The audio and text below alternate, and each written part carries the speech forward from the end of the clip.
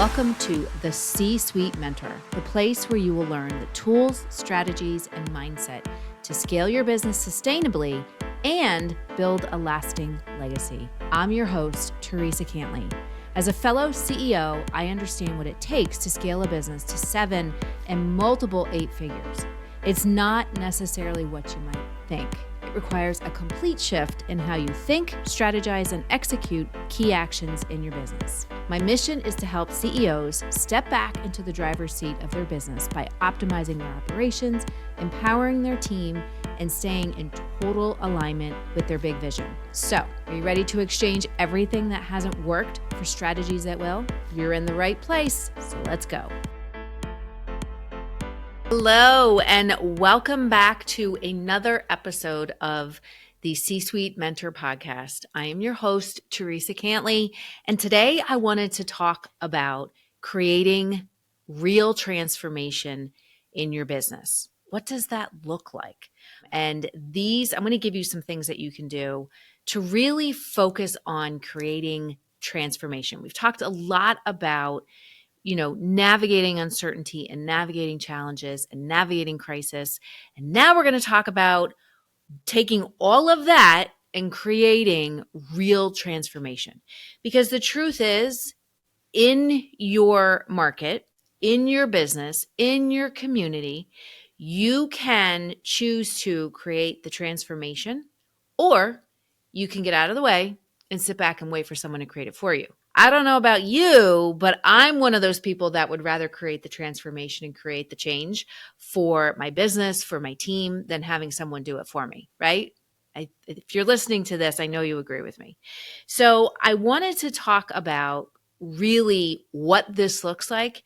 And I'm going to give you like this really, really cool concept that I have been really thinking about and working on with my clients. And it just has made a huge difference. And the 3 things that you really need to put into place so that you can really execute this concept that we're going to be talking about. And it's not really a concept, it's really an actual thing. So the first thing to creating any kind of transformation, where we want to start, is asking your team and asking yourself one of the most important questions.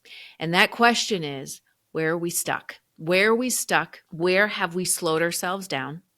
Where have we overcomplicated? Where have we gone way too wide in our product offering or our service or whatever? And we really need to go deeper, narrower and deeper, deeper in connection, deeper in product offering, deeper in value. Where are we stuck? And it's a question not a lot of people want to ask themselves that, because they're afraid that either they're going to look silly as a CEO, that they should have all the answers, or that their team is going to be like, well, we don't know, or just the fact of just admitting that people are stuck. So asking yourself that question and asking your team, more importantly, okay, where are we stuck? Where have we slowed ourselves down? Where have we prevented growth? Where have we stunted growth? Like just simply becoming aware of what's actually happening so that we can do what a CEO needs to do in their business. And that is the learning of dancing between having conviction and being adaptable. Having conviction of standing in and saying, okay, we are going to create this change in our business. We need to. We need to, because things aren't working. Things feel heavy. They feel stuck. They feel complex.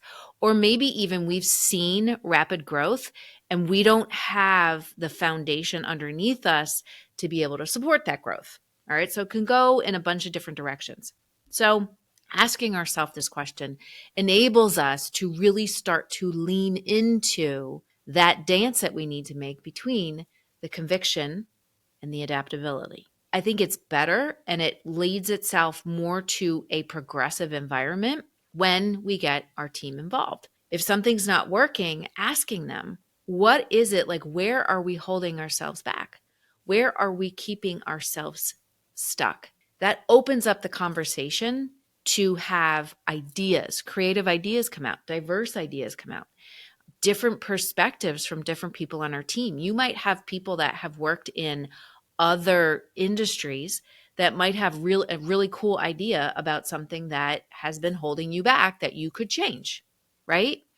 So really honing in on where are you stuck and bringing your team together to take a look at it and say, all right, like, let me hear what you have to say. Let's talk about like your ideas or where we've overcomplicated things. Okay. Because as a CEO, that conviction that we need to move the business forward and create this transformation needs to be there, whether we feel like things are falling apart or whether we feel burned out or overwhelmed. We need to still have that conviction. And it's not the conviction of we're doing it this way and that's going to be it, but having the conviction to say, I know we're stuck. I know we've achieved this huge amount of growth and we can't support it, but I also know we need to fix it. And I also know that we have the ability to figure out how to fix it. That's part of having conviction. It's not just a matter of this is exactly what we're going to do to fix it. This is exactly what's wrong and just doling out tasks. It's not what this is. So that conviction comes in as we summon the best of who we are as a CEO, as a team to say, okay, what are our next steps going to be? Where being aware of this situation, being aware of the issues, and what are our next steps going to be? So once we start to do that, we start to look at what's going on in our business. All right. We know where we're stuck. We've asked the question. The next piece of it is really identifying and going back to the vision and asking yourself and asking the team, here's our vision. Are we aligning with all of this? Are we moving this vision forward or are we going backwards with it? Are we creating the future that we want to create and that we want to build that we've laid out in this vision? And a vision, I'm not going to go into how to create the vision, but the vision is really the dream that we have. It's the bridge between the dream that we have and maybe the dreams that our team has and the actual goals that we set to start moving forward. And in between there is the vision. And that vision really lays out what is that difference that we want to make with the skill sets that we have, the team that we have, the values that we have. What is that difference, that future we want to create and that difference that we want to make with who we are, simply put. So once we ask ourselves that super important question, where are we stuck? Where have we been holding ourselves back? Where have we overcomplicated? And getting super aware of what's happening, we go back and we look at our vision. We look at the vision of that future, like I said, that we're building and what we've been doing, and do they align? And if they don't align, that's when we need to start course correcting. That's where the adaptability comes in and the ideas and the creativity. So once we go back and we take a look at, like I said, a vision is simply the dreams that we have. It's a bridge between the dreams that we have and then the goals that we actually put into place to start moving it forward. That vision connects the two together and is like the glue to keep things moving forward. So after we set this, all right, we have our vision. What we want to do is, and this is going to be the huge piece of creating real transformation in your business, and it's called working in the queue. What does that mean? Working in the queue. Working in the queue requires that you have an understanding of what's going on in your business, an understanding of what your vision is, and then the next piece is going to be the strategy that you put into place. Working in the queue is what enables us to keep our team motivated. It's work that we have decided that we're going to do that either came out of some form of adversity or complication or something that wasn't really going right. And we've talked it through and it's like, ooh, everybody starts to get energized because we're going to start doing things differently. So an example of this would be, I have a client who owns a restaurant and I worked with his general manager a couple weeks ago, and they've had a lot of changes in the kitchen in the back of the house. So we had a conversation about where are things stuck? Where have we been holding ourselves back? The adaptability of saying, I'd like to hear everybody's ideas or what is your perspective based on previous experience or what you've experienced so far in the business. And from there, tons of ideas came out. And we took a look at it and said, let's start to redevelop and start at the core. What is that vision that we have for this particular area of our business, the kitchen? What is that vision? To be a scratch-made kitchen, to be able to be more profitable, to have our dishes be more profitable, to be the best restaurant in this area. Okay. So they completely said, okay, here's our big dreams. And then here's the vision that we have for this part of the business, okay, that fits into the bigger vision of the restaurant. So that's kind of like an idea of how this is actually put into place. So what then happened after that is another key component of working in the queue, which is the strategy. How are we going to then take this vision, this bigger vision, and these ideas that support the vision? One was to simplify processes, to simplify how prepping food was done. Another one was to simplify baking, and some of that meant outsourcing it. Some of it was to have collective efforts between the creative juices of some of the people in the kitchen and then more operational and methodical of how we can do the processes. So blending creativity and structure together to make the kitchen, the back of the house, much more robust and much more efficient. So vision and strategy are going to be super key when we are working through things that are in the queue. And whatever gets put into the queue, as I've said, is work that is energizing. It's work that, again, it's solutions that we've developed or ideas that we've come up with that come from a struggle that we've had, or even just an idea that we had, or really taking the business and like growing it. Okay. So when we have the ability to marry the vision and the strategy, we are able to launch products faster. We're able to launch new menu items faster. We're able to develop team members in our business a lot faster. So, and it's because we have work that we're doing that aligns with the vision, and then we have the strategy and the planning. And then the next piece that comes after this is the execution. So we have this work that we've come up with, and we've collectively come up with it together to say, here's our vision, be the best restaurant in the area. How are we going to get there is your next question. So we had, where are we stuck? What is our vision? Third thing, how are we going to get there? How do we get there? How do we make this future happen? How do we create this transformation? And that starts to be the planning. And then we get to the actual execution. I have seen teams. I have sat in on or been called to team meetings where I've seen teams go round and around in circles. And they say they get the vision piece correct. They somewhat get the strategy piece correct, but then they don't understand how to then take that strategy and put in the execution. Now, two reasons for that. Number one is, and they just go round and round in circles and they say, this is too hard. This is too complicated. This is never going to happen. We're not capable of doing this. And then a project or an idea or an event or whatever ends up falling short or falls by the wayside or slips through the cracks.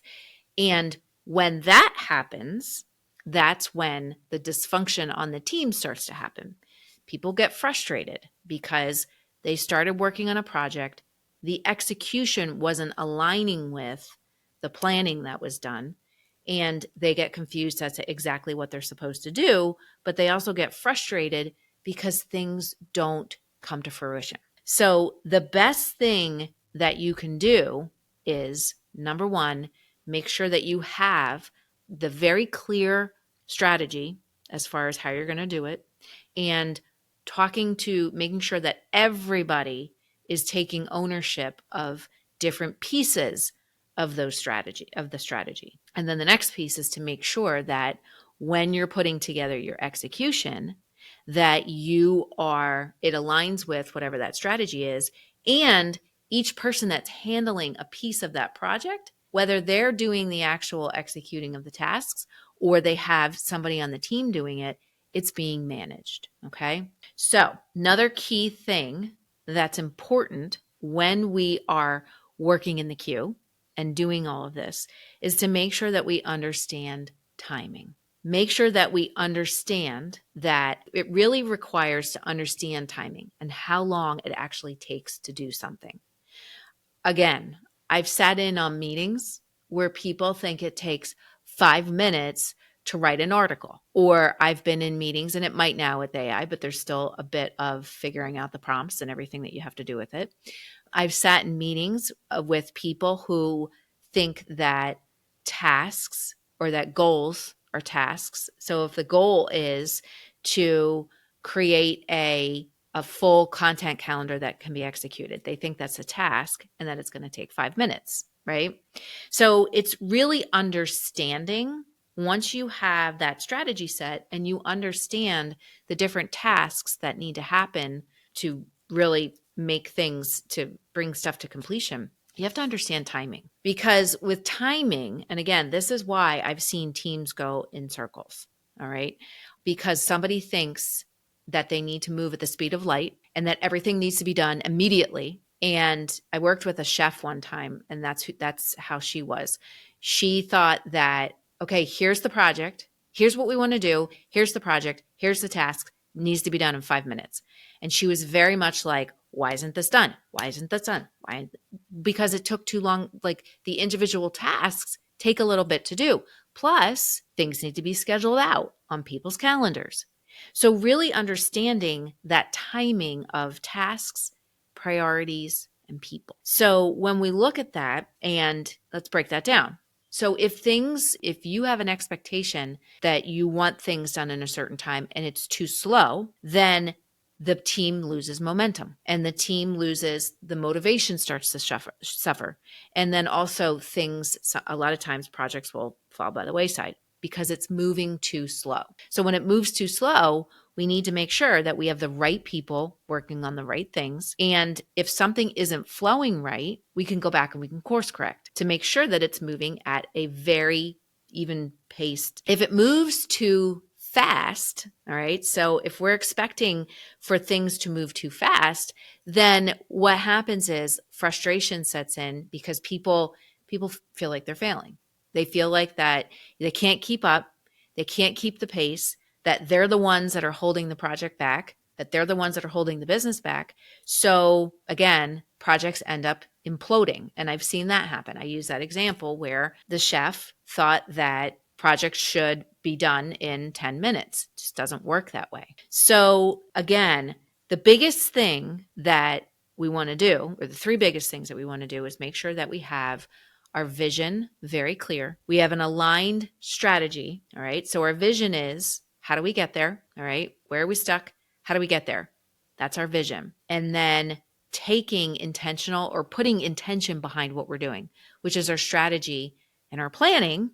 All right. And making sure that it's very clear to everybody what that strategy is to really have to make this project come to life. And then the last piece is bringing it together. And that is the execution, making sure that the execution happens. And I think out of the three things, the thing that I see teams struggle with the most is the execution. And the reason why is because people don't understand timing, the strategy doesn't align, and there's confusion about what really needs to happen, what's important, And again, the priorities and the order that things need to do. If we do this right, that's how we're able to, look at what we're doing in a business and consistently see progress. Not expect perfection, not expect, like for everything to absolutely work, but to actually see progress. When we also get this right, we constantly have work in the queue that feels good to people, that is energizing, and that people can see their part in moving a project forward, moving a business forward, and really moving the vision forward. That's how we build great morale. That's how we build interconnected teams, teams that can see, okay, let's take the restaurant, for example. With the kitchen, there's an element of the servers and the hosts and the bartenders, all of the front of the house, that is going to make sure that the kitchen ends up being the best kitchen in the area because they're involved in delivering the product that comes out of the kitchen to the customers. All right. So there's a huge piece of customer experience there. So if they're able and everybody's able to stay adaptable, they're convicted in what they're trying to accomplish. They're convicted in that vision, but they're adaptable to new perspectives, new ideas, suggestions, feedback, whatever, so that they can course correct and make sure that that vision comes to life. So we start to get that interconnectedness in the business when we have work that we're doing that's in the queue. It's never like we're leaving growth and, culture to randomness. There's always going to be intention behind it, and there's always going to be forward movement. Now, you can have movement, you can have forward movement, and a forward movement might be something that doesn't work. And the forward movement and the momentum is when we look at it and say, okay, what did we learn from this? What can we do better? So it teaches us to look at things differently. And again, it teaches us how to build that interconnectedness. Nobody functions in silos. Nobody functions, alone. Everybody understands what the priorities are, what needs to be done first, what needs to be done second, what needs to be done third. So guess what? Everyone feels successful. Everyone feels good about what's happening. And everyone is part of creating that transformation in the business. And the transformation doesn't just come from growth, doesn't just come from seeing that the business had an increase in sales of 50% or the business had an increase of profit in 30%. I think the true transformation that happens is when people work together and are able to communicate clearer, are able to give each other feedback. One of the things that I started to implement with customers of mine is when you're starting to build this interconnectedness and you're working in the queue. So you're constantly working on things that are moving the business forward or are moving ideas forward. Okay. One of the things that I have implemented with my clients is this thing called the devil's advocate, where they are working on specific projects. The project to streamline the bakery, the project to create an amazing virtual shopping experience, a project to create an amazing launch in your business of a new service. Okay.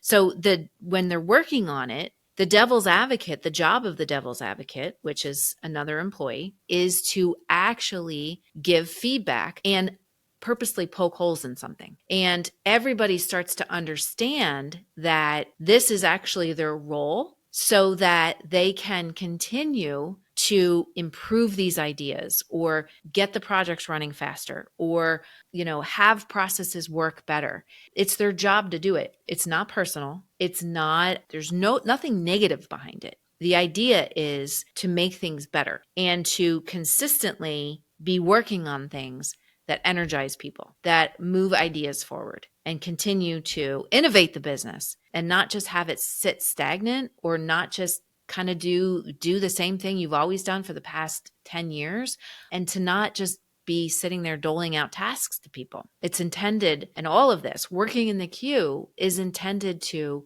consistently be focused on things that are actually going to move the needle and not leave any of the work or success or building a culture to any kind of a randomness. It really brings in that intention and again, solidifies and supports that bridge between the dreams and the goals. So creating work in the queue. It requires strategy. It requires vision and strategy and execution. And they must all be connected. They must all align in order for you to really start moving things forward and create that amazing transformation. So I hope you have a great rest of your week and try it. Try sitting down with your team and asking yourself, where are we stuck? Where have we been holding ourselves back? Where do we want to go? How are we going to get there? And I'm telling you, you will see amazing things happen.